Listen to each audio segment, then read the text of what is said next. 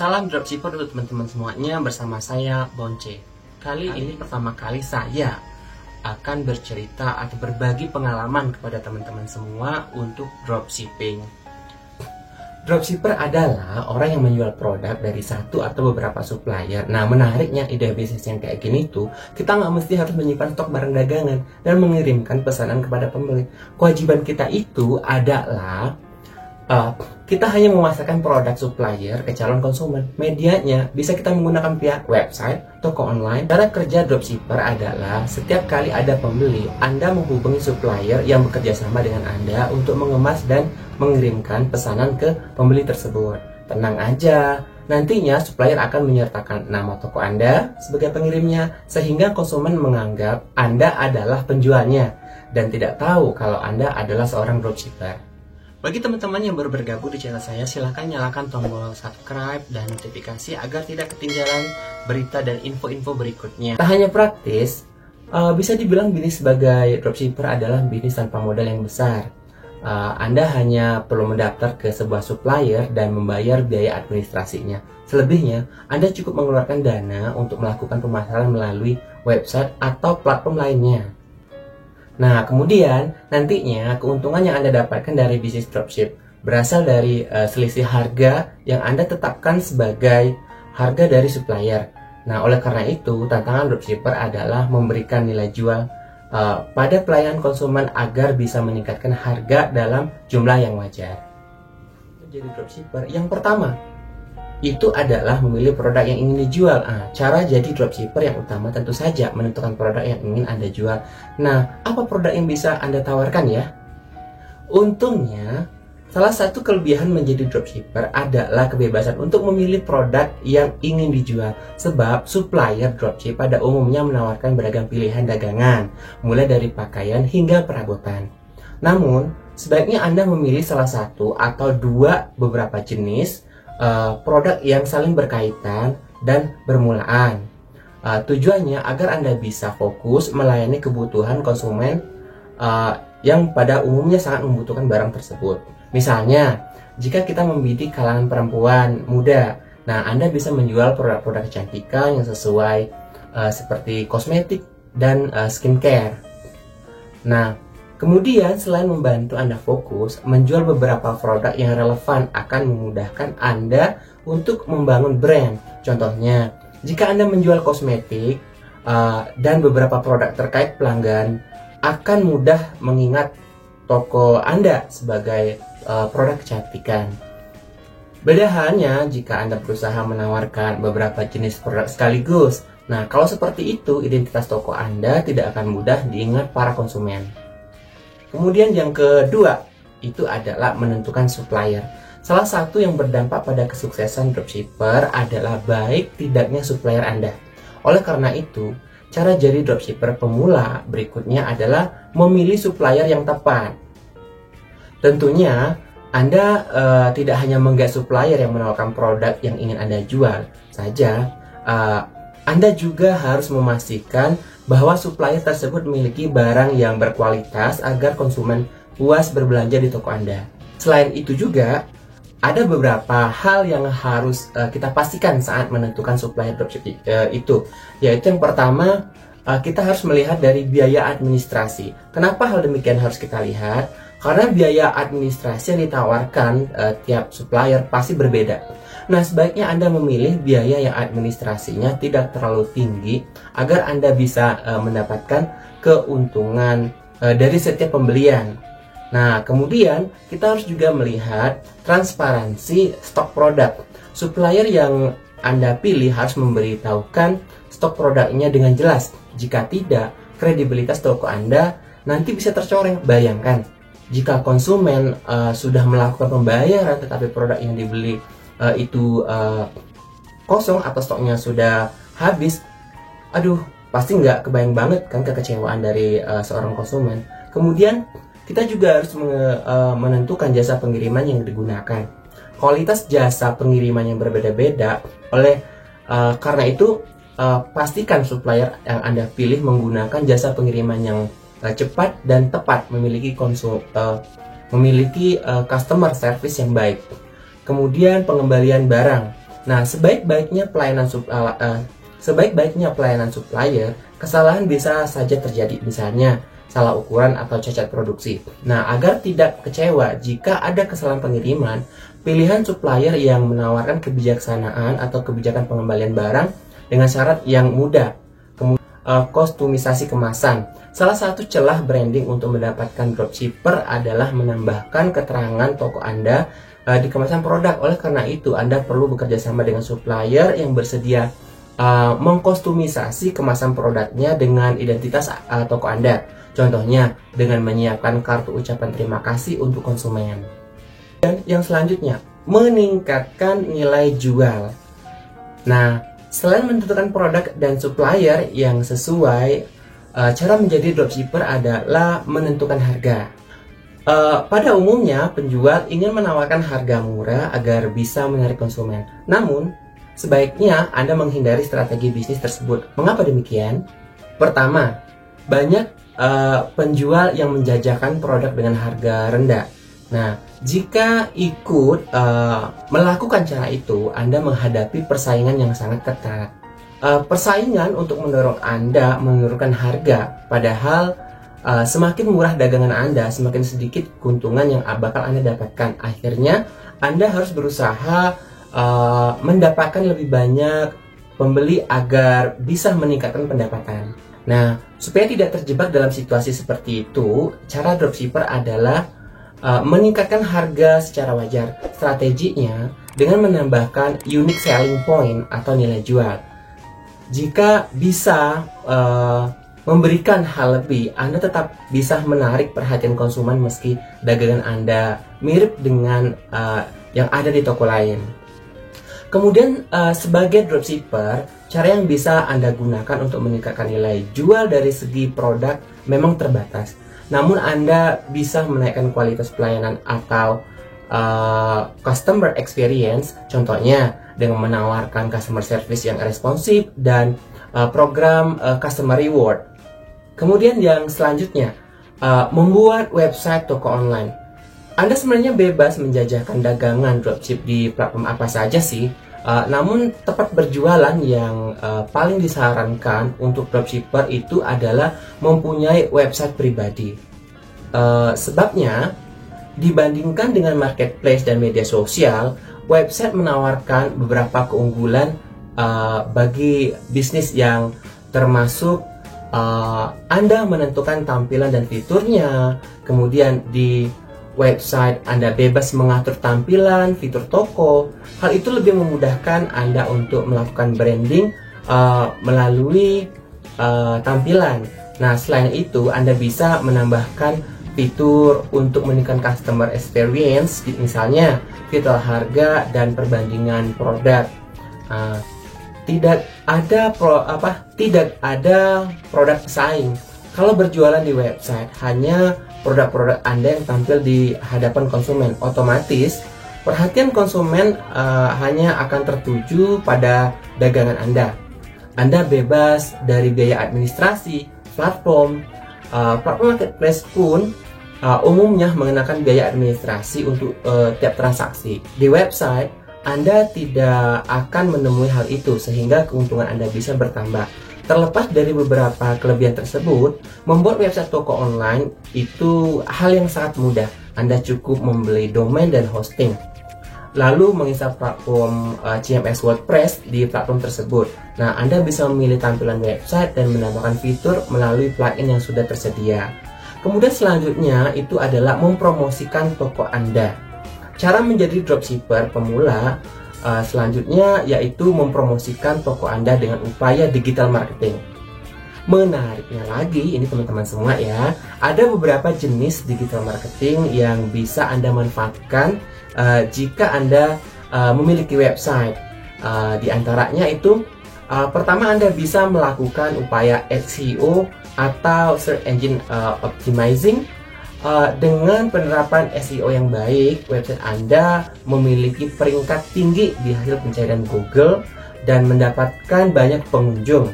Nah, hal itu penting karena 53% pengunjung website berasal dari hasil pencarian Google. Yang selanjutnya Itu keuntungan dari kita memiliki website sendiri itu adalah bisa memanfaatkan SEM atau Search Engine Marketing. Tujuan SEM juga menampilkan website dari pencarian Google, tetapi sebagai iklan yang berbayar. Nah, kemudian yang ketiga atau yang selanjutnya, Anda bisa menggunakan cara email marketing untuk mengirimkan promo kepada konsumen. Untuk melakukannya, Anda perlu membangun email list. Salah satu caranya adalah menawarkan kupon diskon di website yang bisa didapatkan dengan mendaftarkan email konsumen. Nah, sekarang sudah tahu kan apa itu dropshipper? Menjadi dropshipper adalah salah satu cara menghasilkan uang dari internet tanpa harus mengeluarkan modal yang besar. Nah, untuk mewujudkannya, Anda harus memulai untuk mengikuti 5 cara menjadi dropshipper pemula. Yaitu yang pertama, memilih produk yang ingin dijual. Yang kedua, menentukan supplier. Kemudian yang ketiga, meningkatkan nilai jual. Kemudian yang keempat, membuat website toko online. Dan yang kelima adalah mempromosikan toko Anda. Itulah tips dan trik yang perlu kita lakukan untuk menjadi dropshipper yang baik dan handal. Mengapa memilih jualan online? Salah satu artikel di internet yang mengatakan bahwa Gubernur Bank Indonesia Agus Martowardojo menyatakan bahwa pengguna internet Indonesia itu mencapai 75 triliun di awal 2017. Angka yang sangat fantastis ini berasal dari 24,7 juta konsumen. Sementara angka pengguna internet yang ada di Indonesia itu sudah menembus 132,7 juta di awal tahun 2017. Bayangkan itu loh. Nah, di sini kita bisa menjadi dan melihat terdapat potensi yang sangat besar untuk merebut pangsa pasar perdagangan online di Indonesia. Dan kita bisa menjadi salah satu pemain yang ikut meramaikan persaingan penjualan online. Sekarang yang bisnis itu sangat mudah dijalankan secara online. Dan itu semua dimulai dari pikiran alias mindset. Nah, dengan mindset yang benar, maka perjalanan bisnis kita akan lebih mudah dinikmati dan dapat mencapai hasil yang diinginkan. Setidaknya ada 5 hal yang harus kita yakini ketika kita ingin menjadi seorang entrepreneur ataupun pengusaha online yang berhasil. Yang pertama adalah fokus. Jika Anda ingin jualan online sampai sukses, maka Anda harus fokus pada apa yang Anda kerjakan. Seringkali banyak online shop gagal karena pemiliknya tidak memberikan fokus waktu dan tenaga yang cukup, sehingga hasil seadanya. Yang kedua adalah belajar. Jangan lupa selalu belajar dengan hal yang baru. Banyak hal yang terus berkembang di online. Jika kita tidak memperbaharui pengetahuan kita, bisa-bisa jualan kita nanti bisa dikatakan dengan basi. Kemudian, yang ketiga itu adalah gagal itu adalah proses. Kenapa demikian? Jangan takut gagal, karena gagal adalah bagian dari perjalanan bisnis kita. Dari gagal itu, kita akan belajar dari kesalahan dan memperbaikinya di kemudian hari. Jadi, jika kita merasa ingin melakukan sesuatu untuk bisnis kita, coba dulu saja. Kemudian yang keempat, penyedia solusi. Tanamkan ke dalam pikiran kita bahwa kita memiliki solusi untuk banyak orang melalui online shop kita. Kita buka online shop bukan hanya sekedar untuk mencari profit saja, tapi juga memberikan manfaat dan nilai untuk lebih banyak orang mengetahui produk kita.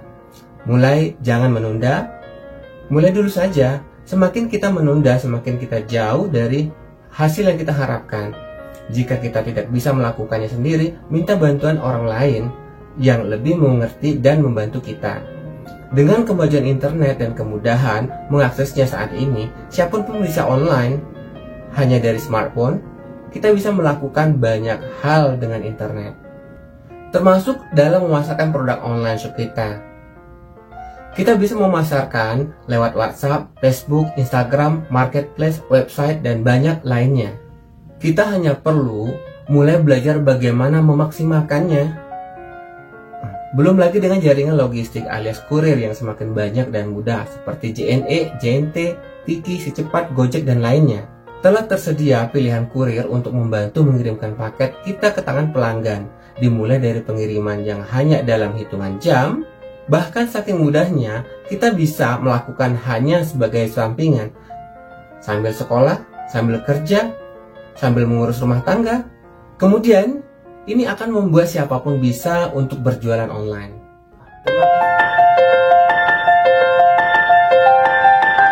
Apa saja yang bisa kita jual?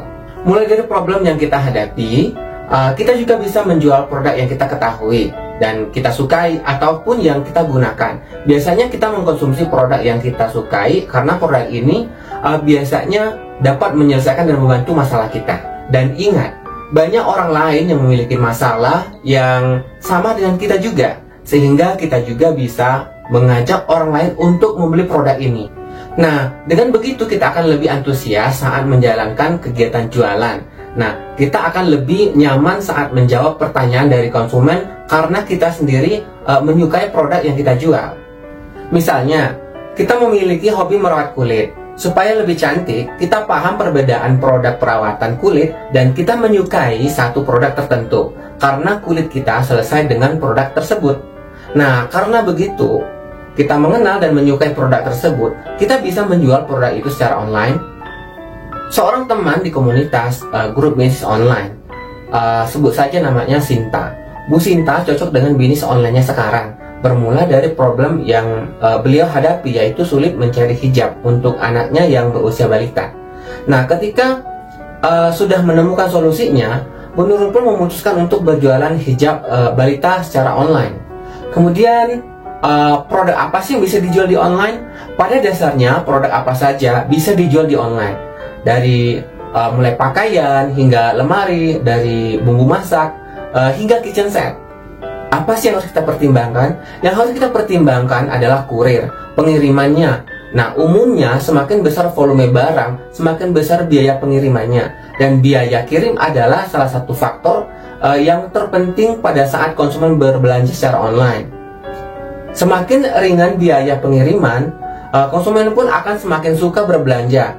Untuk biaya pengiriman dari kota kita, itu bisa dicek di aplikasi atau website kurir tersebut.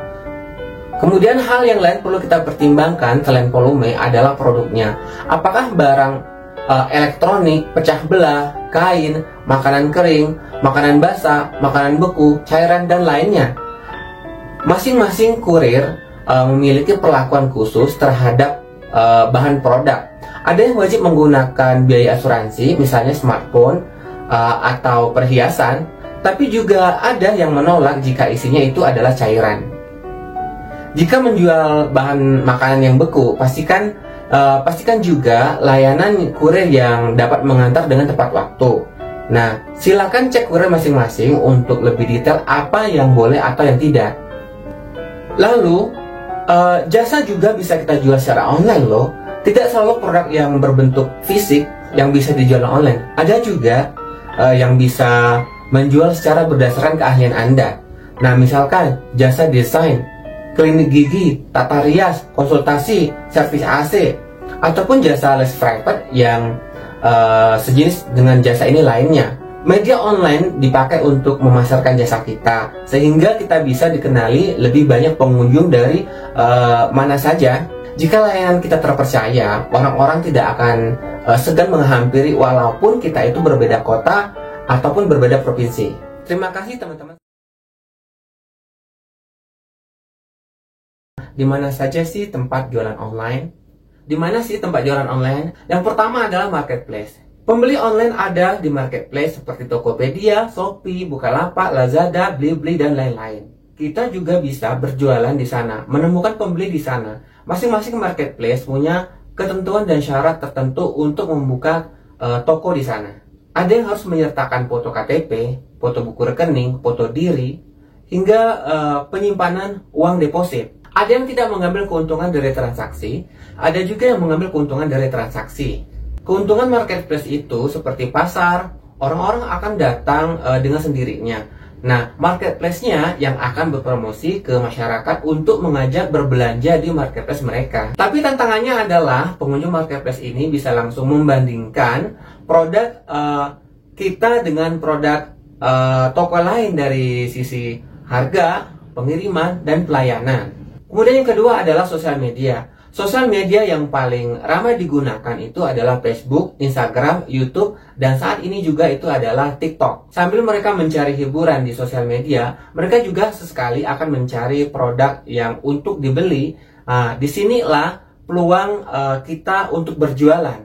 Kita dapat menjual produk-produk kita di sosial media. Masing-masing memiliki cara dan trik khusus untuk penambahan pelanggan. Seperti misalnya di Instagram. Ada cara-cara spesifik untuk membesarkan bisnis online kita dengan menggunakan Instagram. Kemudian yang ketiga itu adalah website. Pembeli bisa juga datang langsung dari Google, yaitu ketika seseorang membuka Google untuk mencari informasi produk, lalu muncul daftar website yang menampilkan informasi yang dicari. Misalnya, saya ingin mencari pelancar ASI, maka saya akan cari ke Google, lalu saya temukan ada website yang menjelaskan apa yang saya cari. Kemudian website tersebut juga menawarkan produk-produk pelancar ASI. Itulah mengapa website juga digunakan untuk jualan online. Kita bisa membuat website jualan online dengan mudah saat ini. Ada banyak penyedia website ataupun pelayanan jasa yang menyediakan untuk pembuatan website dengan harga terjangkau. Kita tidak perlu mendalami ilmu optimasi website jika ingin lebih jauh memaksimalkan website untuk jualan. Oke teman-teman, mana sih yang lebih baik dari semuanya? Marketplace, sosial media, atau website? Masing-masing mempunyai peluang yang sama besarnya. Anda perlu mendalami lebih jauh cara kerja dan optimasi masing-masing tempat jualan tersebut. Jika di awal sekali, mulailah dari marketplace, sosial media, lalu sambil belajar untuk mengukur mana yang lebih efektif untuk kita jalanin. Terima kasih teman-teman.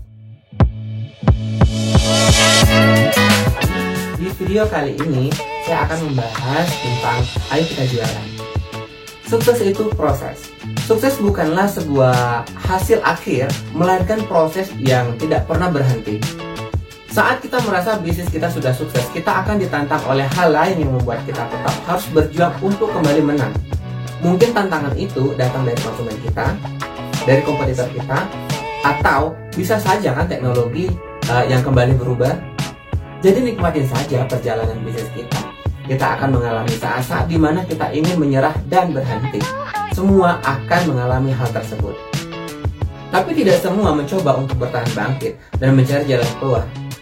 Kita termasuk yang mana? Terlebih lagi, jangan membandingkan diri kita dengan orang lain. Jalan sukses kita tidak akan pernah benar-benar sama dengan orang lain, karena kita memiliki takdir yang berbeda. Pepatah mengatakan, rumput tetangga memang akan tetap selalu lebih hijau. Bisa jadi karena kita lupa menyirami rumput kita sendiri.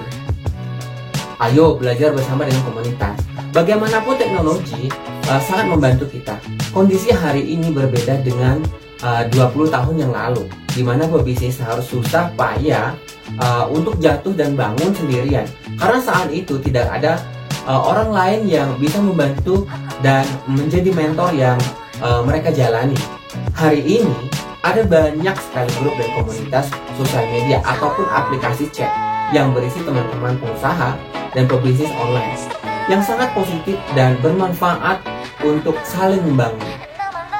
Dengan komunitas, kita bisa belajar banyak hal, bertukar pengalaman, mencari pencerahan, mengeluarkan unek-unek, berbagi pengetahuan, ataupun bertukar network. Semuanya itu membantu kita untuk pebisnis online yang handal. Andi memiliki grup WhatsApp yang bernama Bisnis Online. Nah, saat ini mungkin terbesit di pikiran kita dengan alasan-alasan yang muncul seperti kita tidak punya latar belakang pengusaha, atau kita masih sekolah, masih sambil kerja, sibuk mengurus rumah tangga, gaptek, tidak punya waktu luang, dan sejuta alasan yang lainnya akan menghambat diri kita sendiri. Lalu, bagaimana untuk memulai suatu bisnis? Ya, untuk memulai suatu bisnis ya mulai saja. Jangan berpikir bahwa kita terlambat memulai. Dengan berbisnis online, semua punya kesempatan yang sama untuk memenangkan persaingan. Banyak sekali kisah bisnis online sukses yang pada akhirnya membayangi bisnis konvensional yang telah dibesarkan tahunan bahkan hingga puluhan tahun. Kita harus memantapkan tekad untuk mengubah nasib dan mulai jualan sekarang. Terima kasih. Mengapa pembeli itu seperti jodoh? Nah, bagi teman-teman yang baru bergabung di channel Bonce Dropship, silahkan subscribe, like, dan komen, serta jangan lupa nyalakan tombol loncengnya untuk mendapatkan informasi dan video menarik lainnya terbaru dari channel Bonce Dropship. Baiklah teman-teman, sobat semuanya, simak videonya jangan di skip agar tidak ketinggalan dan kehilangan informasi dari dropshipping. Mengapa sih pembeli itu seperti jodoh?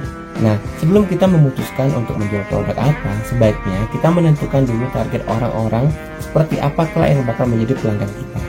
Sama halnya seperti kita bertemu dengan jodoh, siapapun bisa menjadi pasangan kita. Tapi kita pasti punya kriteria siapa saja yang berhak menjadi pasangan diri kita sendiri. Begitupun juga dengan bisnis, walaupun produk bisnis online shop, kita bisa dibeli siapa saja. Tapi tidak semua orang akan memilih produk yang kita miliki. Nah, itulah yang dikatakan dengan ada yang disebut dengan target market. Contohnya, walaupun bisa merek mobil Mercedes-Benz itu nggak ikut-ikutan membuat mobil seperti Alia atau Agia, karena Mercedes-Benz itu hanya memiliki target pangsa pasar orang-orang yang berpenghasilan tinggi ataupun yang memiliki uang banyak. Contoh lain misalkan, pasta gigi A hanya memiliki produknya untuk mereka yang memiliki kasus gigi sensitif. Padahal produk A ini bisa membuat produk yang lain juga yang ditujukan untuk gigi dewasa yang sehat atau bahkan untuk gigi anak. Tapi kenapa mereka tidak lakukan itu? Tidak lain karena mereka hanya menargetkan market yang memiliki gigi sensitif saja. Contoh lain misalkan susu A. Bisa saja sebenarnya dengan merek sebesar itu mereka membuat produk untuk anak-anak dengan merek Akid. Tapi pada kenyataannya tidak. Karena brand A ingin fokus dengan merek dewasa untuk produk lainnya dan lanjut usia. Nah, masuk ke tahap inti, yang pertama itu apa sih yang harus kita lakukan? Nah, yang pertama, tentukan karakteristik calon pembeli kita. Kita bisa memulai dengan yang sederhana, seperti misalnya jenis kelamin pria atau wanita, dan rentang usia dari 15 sampai dengan 20, 20 ke 30, 25 ke 35, dan 30 ke 40. Karena jualan online itu, kita juga bisa fokus ke target market di kota-kota tertentu saja. Ada juga hal-hal lain yang bisa kita pertimbangkan dalam membuat target market yang lebih spesifik seperti demografi dan psikografi. Tapi ini nggak perlu pusing deh, nanti bakal saya bahas dalam sesi tersendiri. Kemudian yang kedua, fokus di jenis karakter atau calon pembeli yang telah kita tentukan. Nah, dengan menentukan sebuah target market, kita akan lebih mudah menentukan mau jualan apa, mau berpromosi dengan gaya dan jenis apa. Dan jika kita ingin menambahkan produk lainnya, bisa lebih terarah karena kita tahu apa yang dibutuhkan oleh target market kita. Misalkan target market yang kita tentukan itu adalah ibu usia 30 sampai dengan 40 tahun, beragama Islam dengan pekerjaan ibu rumah tangga, maka pilihan produk yang bisa kita tawarkan seperti hijab, gamis, daster, dan alat masak. Lalu jika kita chat dengan mereka menanyakan produk, Anda bisa langsung menanyakan dengan mam, bun, atau ma. Nah, ini adalah target kita yang seperti ibu-ibu. Nah, sudah tahu kan mengapa kita harus mengetahui target market? Itulah alasannya mengapa kita katakan kalau berjualan online itu seperti mencari jodoh. Jangan lupa like dan komen agar tidak ketinggalan informasi dari channel Boncemu Dropshipping.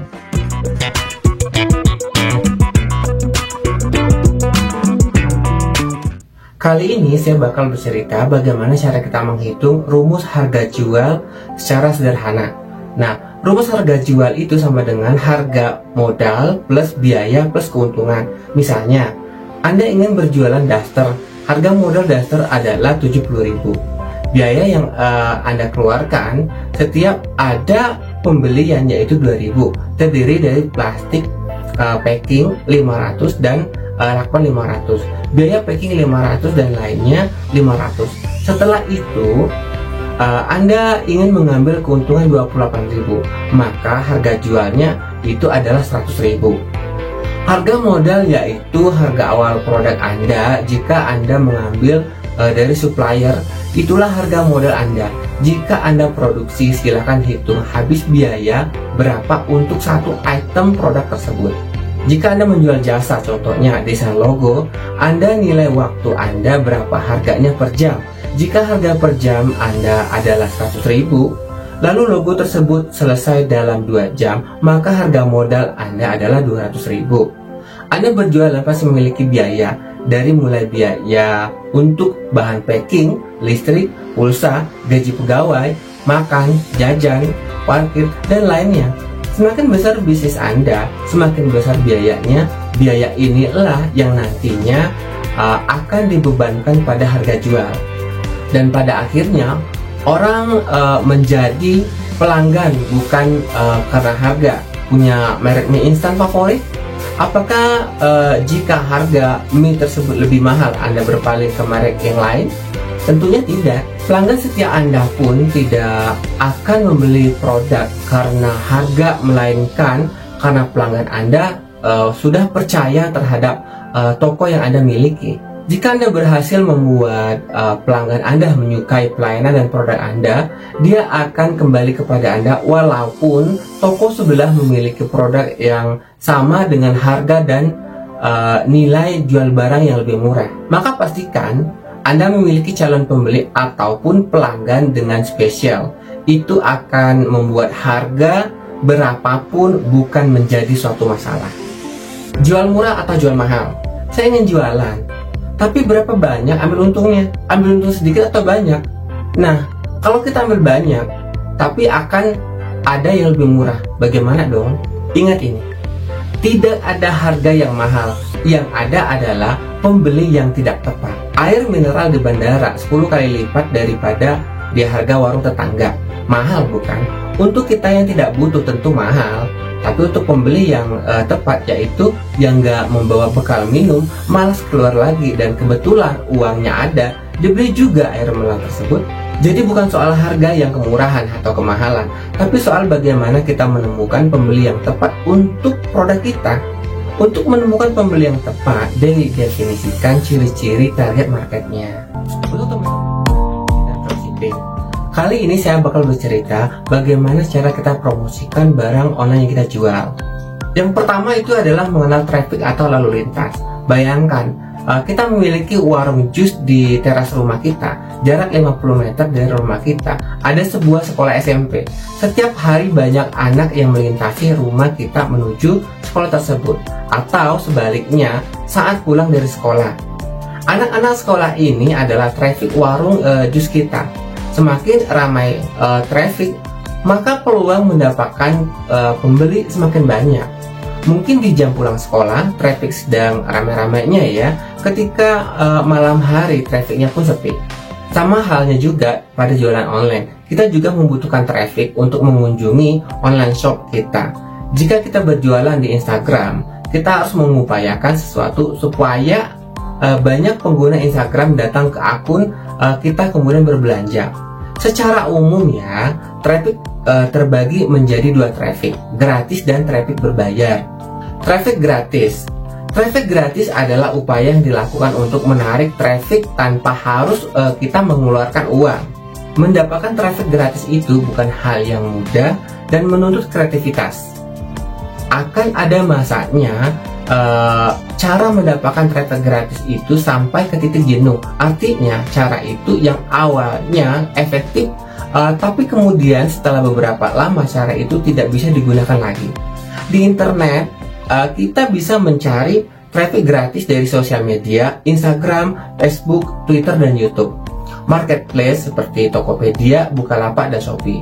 Forum dan website sharing, Kaskus, Forum Detik, Kompasiana, Medium, dan lainnya. Contoh, mencari traffic yang sering dilakukan, mengajak teman-teman untuk follow akun Instagram, menulis status di Facebook pribadi yang berkaitan dengan aktivitas online shop yang kita miliki, membuat caption di Instagram dengan disertakan hashtag yang populer, lalu membuat video YouTube tentang bisnisnya atau tips lain yang terkait bisnis. Kemudian untuk traffic berbayar sendiri, traffic berbayar itu adalah upaya yang dilakukan untuk menarik traffic dengan mengeluarkan sejumlah uang. Misalnya, membayar endorsement ke Telegram, membayar iklan ke Facebook, lalu mengaktifkan fitur premium Anda pada marketplace. Nah, itulah bagaimana cara kita promosi pada bisnis online ataupun dropshipping yang kita lakukan. Jangan lupa. Bagaimana sih kita mengukur sebuah kepercayaan online shop? Mengukur kepercayaan sebuah online shop. Saat kita mulai berjualan online, kita akan menghadapi berbagai calon pembeli yang tentunya kita tidak tahu dan kita juga tidak mengenal, serta kita tidak pernah memegang produk sebelumnya. Sehingga kepercayaan lebih untuk membuat mereka memutuskan akan berbelanja atau tidak di online shop yang kita miliki. Kepercayaan yang dibangun dengan berbagai cara. Contohnya, kita berjualan di marketplace seperti Bukalapak, Tokopedia. Kita akan diminta data KTP dan buku rekening untuk memastikan kita tidak menipu, sehingga sebagai calon pembeli akan percaya untuk berbelanja di toko online shop kita. Kepercayaan juga dapat dibangun dengan adanya bukti sosial atau social proof, yaitu bukti-bukti yang ditunjukkan kepada calon pembeli, di mana bukti-bukti tersebut berasal dari orang lain yang percaya dengan online shop kita. Kemudian testimoni atau bukti belanja adalah salah satu bukti sosial yang nyata.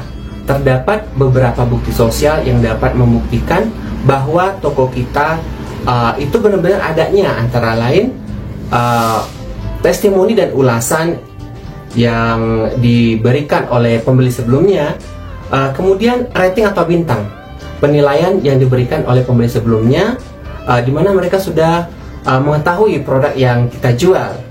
Lalu review produk dari influencer atau selebgram ataupun public figure, liputan produk atau online shop kita di media cetak, televisi ataupun online.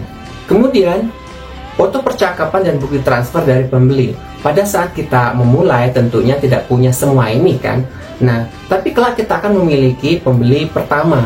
Saat kita mendapatkan dari pembeli pertama, pastikan bahwa kita memiliki bukti sosial dari mereka. Semakin banyak bukti sosial dari pembeli, itu akan membuat semakin baik. Semakin banyak dan semakin positif bukti sosial yang kita miliki, maka online shop kita akan lebih semakin dipercaya oleh pembeli nantinya. Jika online shop kita dipercaya, maka pembeli tidak ada keraguan untuk berbelanja di toko online yang kita miliki. Kalaupun ada keraguan, penyebabnya mungkin dari sisi produk, harga, ataupun pelayanan. Nah, itulah alasannya kenapa kita harus membangun kepercayaan dari pembeli secara online. Kali ini aku bakal berbagi dengan teman-teman semua bagaimana cara aku memilih produk online yang untuk kita jual.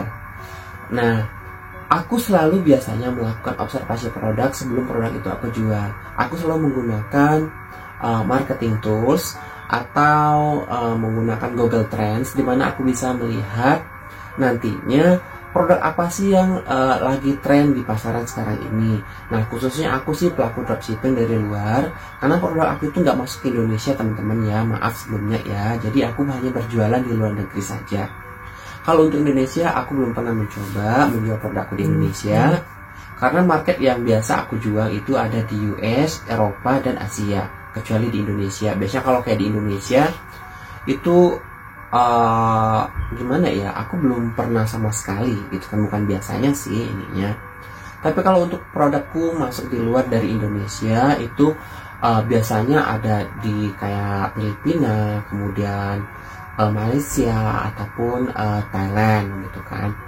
Nah, aku biasanya selalu observasi produk-produk yang unik, yang produk-produk yang cepat diterima di pasaran mereka, dan aku selalu mencari apa sih yang mereka butuhkan dan apa sih yang mereka tertarik. Nah, dari Google Keyword atau Google Tools itu aku bisa mencari niche-niche yang bakal aku butuhkan. Kemudian dari niche tersebut nanti aku melihat dari kompetitorku, siapa aja sih kompetitorku gitu kan. Memang sih kalau kita berjualan secara online itu pasti bakal banyak banget kompetitor yang bakal kita hadapi ya, khususnya online shop yang besar seperti kayak Amazon, eBay, kemudian AliExpress, dan jenis lainnya yang sudah mengglobal dari dahulunya.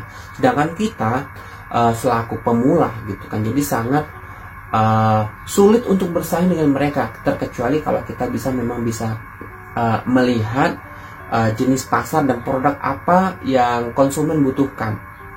Dan ini juga salah satu cara aku, yaitu aku selalu melihat dari pangsa pasar yang kecil, karena pasar dari global market itu kan sangat luas banget. Dan kelebihannya itu aku memiliki website sendiri. Nah, untuk teman-teman juga bisa melihat website aku ada di sini nih. Ini dia. Nah, teman-teman juga bisa melihat produk-produk yang aku jual. Nah, di sini itu aku selalu menargetkan konsumen-konsumen yang sangat maksudnya aku selalu menargetkan konsumen-konsumen yang berpotensi untuk mampir ke dalam online store yang aku punya gitu kan. Nah kemudian dan aku juga selalu memberikan follow up terhadap konsumenku atau pelangganku yang sudah membeli produkku sebelumnya, karena buat aku follow up itu bisa juga mendatangkan traffic atau mendatangkan suatu feedback juga dari konsumen ya. Karena terkadang konsumen Pak, apabila kita memberikan feedback, kita tanya bagaimana sih produknya, seperti apa sih kualitasnya. Nah dari sana juga aku bisa mengetahui, oh ini loh ternyata kekurangan produkku, oh ini loh ternyata kelebihan dari produk yang aku jual gitu. Kemudian dari sana juga aku bisa menentukan produk apa sih yang bakal aku jual untuk kedepannya. Nah sekaligus aku juga sharing sama konsumen dan pelanggan-pelangganku di luaran sana, dan mereka juga memberikan feedback yang bagus kok untuk aku sendiri. Kadang kan mereka chatting ke aku gitu, ini gimana ya produknya ya, dan ini seperti apa ya gitu kan, bisa nggak kalau menyediakan produknya seperti ini gitu kan, atau berdasar kebutuhan yang mereka request ke aku gitu ya.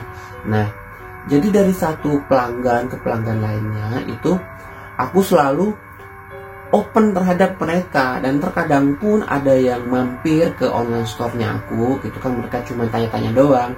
Jadi aku selalu memberikan feedback yang cepat kepada mereka, karena aku selalu mengejar apa sih produk yang bagus nantinya untuk aku jual ke depannya gitu kan. Dengan begitu otomatis kan konsumen itu terdapat jalinan emosional ke aku gitu. Jadi dengan adanya ikatan emosional antara konsumen tersebut ke aku lebih mudah untuk bertanya kepada mereka, mereka maunya apa, produknya apa, dan jenis untuk kualitas harganya yang seperti apa, tergantung dengan kemampuan daya belinya mereka gitu kan. Nah dari sini aku tidak begitu sulit untuk menentukan jenis produk online apa sih yang bakal aku jual, karena aku sudah memiliki pelanggan-pelangganku sebelumnya gitu kan. Tetapi apabila aku menemui pelanggan baru yang pertama kali mampir ke dalam online store aku, dan mereka banyak bertanya juga dari sisi harga, kualitas barang, kecepatan pengiriman, kemudian banyak hal yang mereka tanyakan kepada aku selalu open mind terhadap mereka. Jadi aku jelaskan, ini loh barangnya, ini loh produknya, dan harganya segini. Untuk pengiriman ke sana pun memakan waktu tempo sekian hari gitu kan. Dan terkadang juga mereka bertanya, bagaimana sih misalkan kalau ada permasalahan atau apa-apa, ya udah aku langsung respon dengan pengalaman yang aku punya gitu kan. Nah jadi berhubungan juga dengan jenis produk apa sih yang bakal kita jual, karena setiap pelanggan yang datang ke kita, baik pelanggan lama ataupun baru, itu bakal bertanya, mereka tanya jenis apa yang produk baru yang kita jual gitu kan. Kemudian dari sisi harga, tentunya kan ini terjalin ketika kita sudah memiliki ikatan emosional terhadap konsumen kita ya, atau pelanggan kita yang sudah membeli sebelumnya. Tetapi apabila konsumen itu belum pernah mampir ataupun baru kali itu mampir ke dalam online store kita, wajib buat aku itu follow up kepada mereka. Karena apa? Kita tidak tahu kebutuhan apa yang mereka butuhkan kalau kita tidak tanya ke mereka apa yang mereka butuhkan gitu kan. Nah kalau kita mengetahui apa yang mereka butuhkan, otomatis kita bisa menyediakan kebutuhan atau keperluan yang akan mereka butuhkan. Dengan itu kita sudah mendapatkan keywordnya atau kata kuncinya. Oh iya, pelanggan ini butuhnya ini. Dan kita juga melakukan observasi lainnya atau market research lainnya ya, secara online ataupun offline. Karena kan sekarang sudah global, jadi kita bisa chatting ataupun kita bisa masuk ke dalam grup bisnis di mana orang-orang memberikan pengetahuan lebih, ataupun mereka banyak mencari apa sih mereka butuhkan gitu kan. Nah tidak begitu sulit sih untuk melakukan hal ini apabila kita selalu mencoba dan mencoba. Intinya satu, kita selalu open mind terhadap pelanggan baru kita, dan kita juga harus open mind terhadap calon pembeli, karena kita bisa menentukan barang dagangan kita itu, kalau menurut aku sendiri ya, ini berdasarkan pengalaman pribadi ya, bukan kata siapa-siapa tapi kata aku sendiri ya, kita bisa mengetahui lebih ketika kita sharing ataupun chat sama mereka ataupun berkomunikasi intens dengan calon pelanggan kita ataupun pelanggan-pelanggan yang sudah membeli produk online shop kita. Jadi kita lebih mudah mengetahui kedepannya produk apa sih yang bakal kita jual. Karena ini adalah tips aku sendiri ya, bagaimana aku menjalankan dropshipping ini. Bisa dibilang aku sudah menjalankan dropshipping ini 4 tahun ya, tapi untuk hasilnya sendiri ya alhamdulillah banget gitu kan. Dan ini aku sharing untuk teman-teman semuanya gitu kan, karena kemarin itu banyak yang DM aku, gimana sih caranya biar kita bisa nentuin produk, gimana sih biar online shop kita itu cepat dilirik gitu kan, agar produk kita itu laku dijual gitu kan. Jadi ya udah aku berinisiatif buat vlog ini aja gitu kan. Oh ya udah gini nih, aku share seperti ini sih cara-cara aku gitu kan. Karena kalau untuk mengikuti cara-cara yang di luar sana mungkin teman-teman semuanya agak susah atau gimana kan, mungkin ada kendala waktu atau apa-apa, aku juga nggak tahu. Tapi di sini aku mencoba untuk sharing berdasarkan pengalaman pribadi aku. Oke teman-teman semuanya, itulah cara dan pengalaman aku dalam menentukan produk online yang untuk dijual. Nah, untuk teman-teman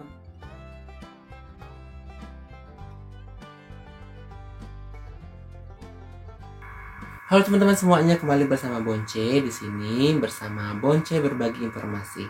Oke teman-teman, kali ini aku bakal berbagi informasi mengenai bagaimana sih cara kita memilih supplier. Nah, langsung aja ya tanpa basa-basi. Bagaimana sih cara kita memilih supplier? Yang pertama itu kita tentukan terdahulu kebutuhan. Nah, kebutuhan kita ini ada sangkut pautannya dengan supplier yang bakal kita pilih nantinya. Yang pertama, apakah kita bakal melakukan dropshipping ataupun kita bakal melakukan reseller. Nah, terkadang kebanyakan kita tidak memikirkan hal-hal tersebut sebelumnya, karena kita berpikir bahwa dropshipping atau dropshipper dan reseller itu adalah sama. Nah, ini adalah sebuah hal tentunya yang sangat berbeda. Kalau reseller otomatis kita harus menggunakan stok barang terdahulu, sedangkan kalau dropshipping kita tidak perlu menggunakan stok barang. Jadi dari supplier nanti yang bakal langsung mengirimkan barang tersebut kepada konsumen yang bakal kita tujukan atau kepada pembeli yang telah membeli produk yang kita jual, seperti itu. Terkadang juga dalam supplier ini kita harus mengetahui apakah supplier itu dia melakukan untuk dropshipping atau hanya untuk reseller saja. Terkadang ada juga supplier yang hanya melayani untuk reseller, dan banyak juga di antara mereka banyak juga yang memberikan layanan untuk dropshipping. Nah, jadi selaku kita penjual ya, yang akan menggunakan jasa mereka, kita harus menentukan terdahulu jenis-jenis atau supplier apa yang bakal kita gunakan yang akan bekerja sama ke produk yang bakal kita jual nantinya. Kemudian kita juga harus memperhatikan dari sisi kualitas. Sebagai dropshipper, kita harus melihat dari kualitas barang yang bakal kita jual. Karena barang ini nanti bakal mempengaruhi dari tingkat beli konsumen yang bakal memberi barang kita.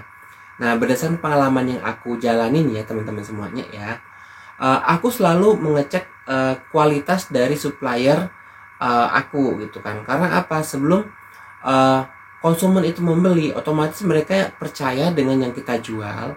Apalagi kalau yang mereka udah biasa membeli dengan kita ya, mereka membeli barang kepada kita itu karena apa? Melihat dari kualitas barang yang kita jual.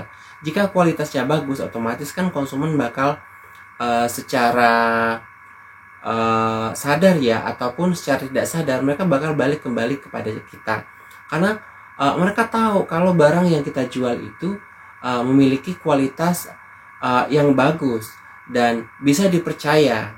Kemudian kita juga bisa melihat dari kuantitas kebutuhan. Nah, kuantitas kebutuhan ini ada sangkut pautnya juga dengan supplier. Karena apa? Apabila terjadi banyak permintaan dari konsumen kita, sedangkan supplier kita tidak bisa memberikan permintaan yang kita butuhkan, ini bakal menjadi suatu permasalahan bagi kita pelaku dropshipping. Karena apa? Ketika terjadi banyak permintaan ya, kemudian supplier kita tidak bisa memberikan permintaan yang kita butuhkan untuk diberikan kepada konsumen kita, otomatis di sini ada rasa kekecewaan yang bakal dihadapi oleh konsumen. Karena ini tidak mungkin kan konsumen kita harus menunggu berlama-lama atau mereka harus inden dulu produk yang mereka butuhkan, yang mereka inginkan. Nah, ini adalah salah satu trik kita juga atau cara kita juga untuk mengetahui kuantitas barang dari supplier. Apakah kuantitas barang yang ada di supplier nantinya itu mencukupi permintaan dari konsumen yang biasa berbelanja pada produk yang kita jual. Kemudian kita juga bisa melihat dari pelayanan dan kesigapan dari supplier. Kenapa demikian? Karena pelayanan itu adalah hal yang paling utama yang harus diberikan dari supplier untuk konsumen kita. Karena selaku kita dropshipping di sini, otomatis kita juga memberikan pelayanan terhadap konsumen kita. Bagaimana cara mereka mendapatkan layanan yang baik? Karena nanti ada pengaruhnya juga terhadap supplier yang kita miliki atau yang kita tunjuk sebagai penyedia barang yang bakal kita jual. Apabila pelayanan dari supplier ataupun kesigapan dari supplier itu mungkin jauh dari rata-rata yang kita harapkan, ini bakal memiliki suatu isu atau permasalahan terhadap dropshipping yang kita lakukan. Kemudian itu yang selanjutnya adalah jangan mudah tergiur dengan harga murah. Terkadang banyak juga supplier yang nakal, artinya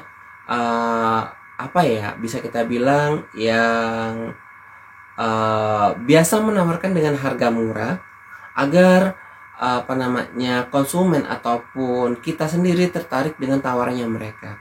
Dan harga itu adalah menunjukkan kualitas, atau sebaliknya kualitas itu menunjukkan harga.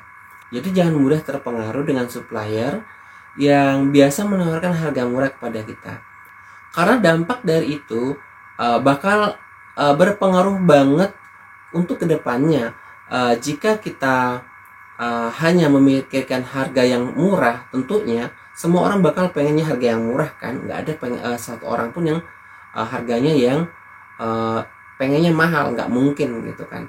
Tapi dari sisi kualitas, harga itu bakal menunjukkan dari kualitas barang tersebut. Itu berdasarkan pengalaman aku ya. Mungkin kalau teman-teman yang ada pengalaman dalam dropshipping juga, silakan nanti tuliskan di komen di bawah ini. Kemudian reputasi supplier. Nah, ini nih yang paling penting nih. Karena apa? Reputasi supplier itu adalah ujung tombaknya kita juga. Karena dari konsumen sendiri yang aku alamin gitu ya, mereka bakal melihat dari reputasi barang yang kita jual. Konsumen tidak bakal tahu suppliernya, otomatis kan konsumen nggak bakal tahu di mana suppliernya. Yang mereka tahu itu adalah kita sebagai penjual barangnya. Jadi kita harus memang teliti banget melihat dari reputasi supplier. Apakah supplier ini bagus atau supplier ini tidak bagus atau kurang bagus. Nah, kita yang dapat bisa menentukan kualitas dari supplier yang bakal kita pilih untuk kedepannya. Jika supplier itu sangat memiliki reputasi yang baik, maka untuk melakukan dropshipping ini otomatis kita bakal panjang juga kedepannya. Karena pengalaman aku gini ya, aku dulu sempat juga punya supplier. Mungkin pada saat itu aku salah pilih supplier ya. Aku lihat bagus, tapi dari sisi kualitas produk kuantitasnya ada sedikit permasalahan di sana. Jadi aku aku ada masalah dengan konsumen aku dari kualitas barangnya gitu kan. Jadi aku terpaksa menjelaskan kepada konsumen aku ya. Untungnya sih konsumen aku ini dia bisa mengerti karena memang sudah lama berlangganan ke akunya gitu ya. Jadi bisalah dimaklumin. Tapi saya ingatkan lagi ke teman-teman semua, tidak semua konsumen itu yang bisa memahami keadaan apa yang kita jual. Taunya mereka kan pengennya bagus barangnya, harganya murah, pelayanannya pun juga bagus. Nah, jadi untuk reputasi supplier di sini sangat membantu banget bagi kita untuk menentukan jenis barang nantinya yang akan kita jual juga. Jika reputasi yang bagus, otomatis kan kita tidak bakal ragu lagi dalam menjual barang yang kita pasarkan, karena ya kita udah tahu barang itu bagus. Otomatis kan dari konsumen sendiri bisa melihat juga, oh ini barangnya bagus, otomatis mereka bakal membeli kembali. Kemudian kita harus mempertimbangkan kontinuitas dan konsistensi barang. Artinya ketika ada satu konsumen atau beberapa konsumen yang sudah berlangganan ke kita dan mereka juga membutuhkan barang tersebut secara kontinu atau secara berkala untuk kedepannya, kita harus melihat dari supplier kita, apakah mereka mampu menyediakan barang itu secara kontinu dan konsistensinya itu ada, atau mereka hanya bisa menyediakan barang itu yang bersifat harian, bulanan, atau mingguan. Karena jika konsumen kita datang ke kita gitu kan, aku butuh ini nih, ada nggak nih barangnya gitu kan untuk dipakai sekian lama gitu kan. Dan apabila kita menanyakan kepada supplier kita, ternyata barangnya itu tidak ada atau mereka harus menyediakan dan kita pun harus menunggu dalam kurun waktu tertentu, otomatis kan ini memberikan suatu kesan yang nggak baik ya. Karena apa? Aku bisa bilang begitu ya, karena kontinuitas barang ini bakal mempengaruhi juga dari pembeli kita. Mana ada sih pembeli yang mau nunggu lama gitu kan? Otomatis kan mereka pengennya barangnya cepat gitu kan, nyampe dan mereka juga bisa menggunakan barang yang mereka butuhkan gitu. Nah itulah teman-teman yang bisa aku bagikan, aku share untuk teman-teman semuanya. Bagi teman-teman yang baru memulai dropshipping, itulah beberapa tip yang bisa aku share kepada teman-teman semuanya. Mungkin kalau ada pertanyaan ataupun dari penjelasan yang aku kurang jelas, silahkan ditanyakan di kolom komentar, dan aku sangat terbuka banget nih. Ataupun ada masukan-masukan dari teman-teman semuanya dalam membangun channel ini, mohon komentarnya di bawah dan silakan, saya sangat terbuka. Bagi teman-teman yang belum subscribe di channel Bonce, silakan subscribe karena subscribe itu adalah gratis.